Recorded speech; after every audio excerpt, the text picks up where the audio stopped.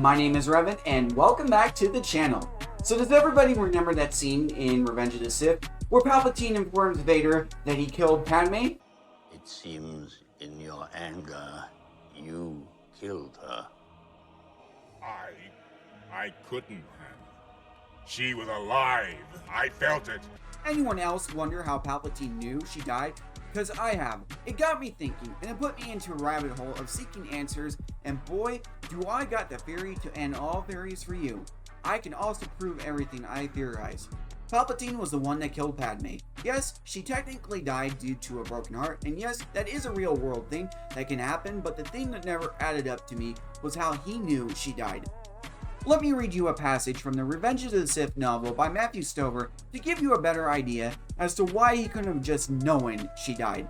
A flash of metal through the sky, and Obi-Wan felt the darkness closing in around them both. He knew that ship, the Chancellor's shuttle. Now he supposed the Emperor's shuttle. Yoda had failed. He might have died. He might have left Obi-Wan alone, the last of the Jedi. Below his feet, Darth Vader burst into flames. "I hate you!" he screamed. Obi-Wan looked down. It would be a mercy to kill him. However, he was not feeling merciful. He was feeling calm and clear, and he knew that to climb down to that black beach might cost him more time than he had. Another Sith Lord approached. In the end, there was only one choice. It was a choice he had made many years before, when he had passed his trials of Jedi knighthood and sworn himself to the Jedi forever. In the end, he was still Obi-Wan Kenobi, and he was still a Jedi, and he would not murder a helpless man. He would leave it to the will of the Force. He turned and walked away. After a moment, he began to run. He began to run because he realized if he was fast enough, there was one thing he still could do for Anakin. He still could do honor to the memory of the man he had loved and to the vanished order they had both served. At the landing deck, C-3PO stood on the skiff's landing ramp, waving frantically. "Master Kenobi, please hurry." "Where's Padme?"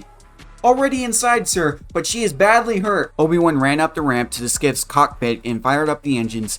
As the Chancellor's shuttle curved in towards the landing deck, the sleek, mirror-finished skiff streaked for the stars. Obi-Wan never looked back. A Naboo skiff reverted to real space and flashed towards an alien medical installation in the asteroid belt of Polis Massa. The Tantive IV re-entered reality only moments behind, and on Mustafar, below the red thunder of a volcano, a Sith Lord had already snatched from the sand of black glass the charred torso and head of what once had been a man, and had already leapt for the cliff bank above with effortless strength, and already roared to his clones to bring the medical capsule immediately. The Sith Lord lowered the limbless man tenderly to the ground above, and laid his hand across the cracked and blackened mess that once had been his brow, and he had set his will upon him. "Live, Lord Vader. Live, my apprentice. Live." Before I continue, hear those words again from the book. He set his will upon him. Live, Lord Vader. Live, my apprentice. Live. This proves Palpatine was doing something to keep Vader alive. Padme was taken to Polis Massa on the outer edge of the galaxy, and Vader was taken to Coruscant. There was no way Palpatine could have known she was there. Just as stated in the Revenge of the Sith novel, Obi-Wan saw Palpatine's ship and hurried as fast as he could to get off the planet before Palpatine landed. Obi-Wan escaped just before Palpatine's ship landed. This means he couldn't have known that Padme was injured, nor that Vader was the one to have hurt her. He also couldn't have known that she was dying. He perhaps maybe could have sensed it, but to what purpose would he have to do this? This is where we get into my theory. To get into this theory, we also have to look again at the Revenge of the Sith novel on Vader's transformation. This will give us insight as to how Palpatine might have known she had died.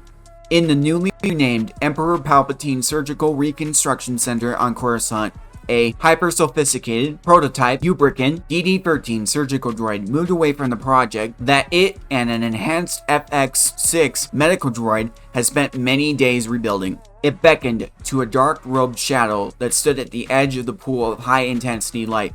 "My lord, the construction is finished. He lives. Good. Good." The shadow flowed into the pool of light as though the overhead illuminations had malfunctioned. Droid stepped back as it came to the rim of the surgical table.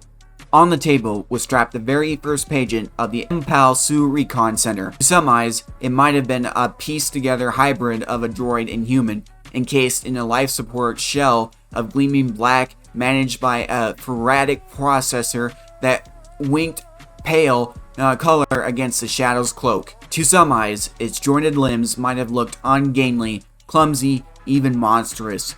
The featureless curves of black that served it for eyes might have appeared inhuman, and the unrefused real work of its vocabulary might have suggested the jaws of a saurian predator built of polished blast armor, but to the shadow, it was glorious. A magnificent jewel box created both to protect and to exhibit the greatest treasure of the Sith. Terrifying, mesmerizing, perfect. The table slowly rotated to vertical, and a shadow leaned close. Lord Vader, can you hear me? This is how it feels to be Anakin Skywalker. Forever. The first dawn of light in your universe brings pain. The light burns you. It will always burn you. Part of you will always lie upon black glass sand beside a lake of fire while flames chew upon your flesh. You can hear yourself breathing. It comes hard and harsh, and it scrapes nerves already raw, but you cannot stop. You can never stop it. You cannot even slow it down. You don't even have lungs anymore. Mechanisms hardwired into your chest breathe for you. They will pump oxygen into your bloodstream forever. Lord Vader, can you hear me? And you can't. Not in the way you once did. Sensors in the shell that prisoned your head trickle meaning directly to your brain. You open your scorch-paled eyes. Optical sensors integrate light and shadow into a hideous simulacrum of the world around you. Or perhaps the simulacrum is perfect and is the world that is hideous. Padme, are you here? Are you alright? You try to say, but another voice speaks for you, out from the vocabulary that serves you from the burnt away lips and tongue and throat. Padme, are you here? Are you alright? I'm very sorry, Lord Vader. I'm afraid she died. It seems in your anger, you killed her. This burns hotter than the lava had. No, it is not possible. You loved her. You always love her. You could never will her death. Never.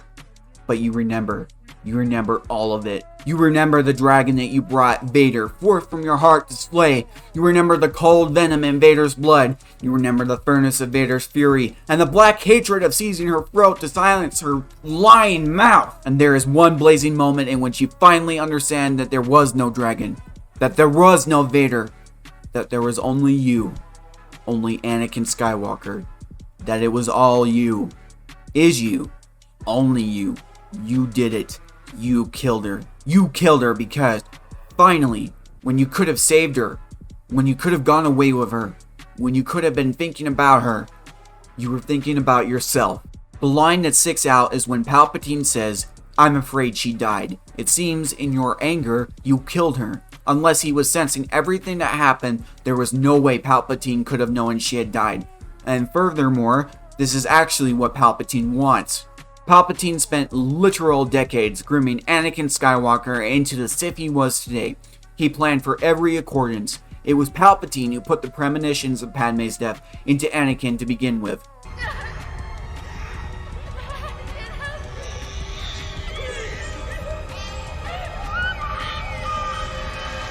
Only through me can you achieve a power greater than any Jedi. Learn to know the dark side of the Force, and you will be able to save your wife from certain death. You do know, don't you? If the Jedi destroy me, any chance of saving her will be lost. Padme had to die to keep Anakin from the light. It is no secret that the thing that eventually redeemed Anakin Skywalker was his son, Luke. If Padme was alive, she was a liability. She could potentially bring Vader back to the light. When Palpatine found Vader on the lava bank, he was severely burned. His lungs were almost non-functional due to his injuries, and he was struggling to breathe, but more importantly, hang on to life. What if Palpatine could kill two birds with one stone? That's what I think he did. In The Rise of Skywalker, we see Palpatine suck the life force out of Rey and Ben Skywalker to heal himself. We also see Ben Skywalker give his life force to Rey to keep her alive, thus sacrificing himself. I believe Palpatine took the life force out of Padme to keep Anakin alive. It would explain her sudden death, how he knew everything that had happened, and why the medical droid said, "Medically, she's completely healthy. For reasons we can't explain, we are losing her. She's dying. We don't know why. She has lost the will to live." This means that Anakin, despite being told he killed her, did not kill Padme, and instead, it was Palpatine. Extremely powerful Force users were able to sense events that were happening through the Force from across the galaxy. It almost gave them a window to anywhere they wanted to look. He saw what was happening, and he knew what he needed to do. Palpatine needed Anakin as a slave. The Jedi Order was for all intents and purposes eradicated. His mother was killed by the Tusken Raiders, which, mind you, Palpatine orchestrated. And now Padme was gone. Vader had no one. Vader had himself and his master. This was further cemented by the Revenge of the Sith novel. It is in this blazing moment that you finally understand the trap of the dark side, the final cruelty of the Sith, because now yourself is all you will ever have. And you rage and scream and reach through the Force to crush the shadow who has destroyed you, but you are so far less now than what you were. You are more than half machine. You are like a painter gone blind, a composer gone deaf. You can remember where the power was, but the power you can touch is only a memory. And so, with all your world-destroying fury, it is only droids around you that implode, and equipment, and the table on which you are strapped shatters, and in the end, you cannot touch the shadow. In the end, you don't even want to. In the end, the shadow is all you have left, because the shadow understands you, the shadow forgives you, the shadow gathers you onto itself, and within your furnace heart, you burn in your own flame.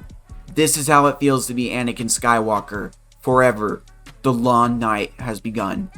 In the end, the shadow, Palpatine, is all you have left, because the shadow understands you. The shadow forgives you. Palpatine is the only one who understands Anakin's situation, the only one he has left. He is now Palpatine's slave, and even though he realized what has happened and wants to destroy him, he also realizes he doesn't have anyone else. Palpatine destroyed everything Anakin had. With no Obi-Wan, Ahsoka, Padme, Shmi, or the Jedi Order, Palpatine thought he had eradicated anything that would pull Anakin back to the light. He just didn't account for Padme giving birth before her death.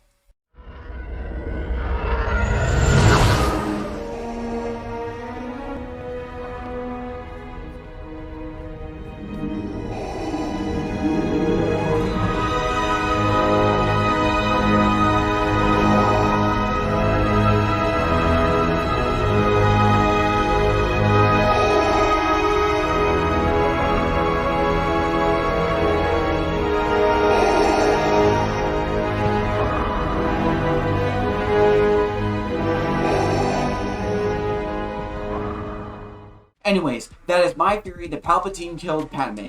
While a lot of fans debunk this theory, given all the evidence, I truly believe this is what happened. It really explains everything to me. I've always wondered, how did Sidious actually know that Padme died? It really wasn't clear in the film. He just kind of automatically knew. It raises the question, how could he have known? I believe this is how he knew. And given the fact that in Rise of Skywalker, he can siphon the life out of other characters into him, it proves this is possible. Alright, well thank you everybody. This is my first Star Wars theory video. I am so excited to get this series off. I love Star Wars. Star Wars is my passion. I know everything about it. Like, you can ask me any Star Wars question and I will know about it. It is my passion, it is my blood, it's my hobby. I enjoy Star Wars to the ends of the earth. I really do. And I am so happy to bring this all to you. I really hope this series gives us good perspectives on Star Wars and entertains you as to Star Wars and gives you new ideas and new thoughts. If I can at least do that, I will be happy. Well, alright. Thank you for watching, and I hope to see you in the next one. Peace.